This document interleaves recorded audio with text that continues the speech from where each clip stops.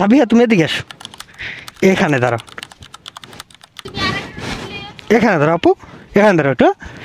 তোমরা ছবি তুলবা পিকু? তোমার নাম কি? আয়েশা।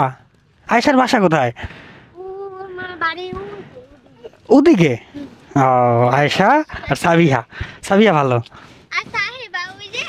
এটা সাহেবা, এটারও দেখছি আমি। তুমি দাঁড়াইও, তোমার ছবি তুলে দেবো। হ্যাঁ সাবিহা এইভাবে থাইকো। সাবিহা এবার ফটো দেখ, দেখছো?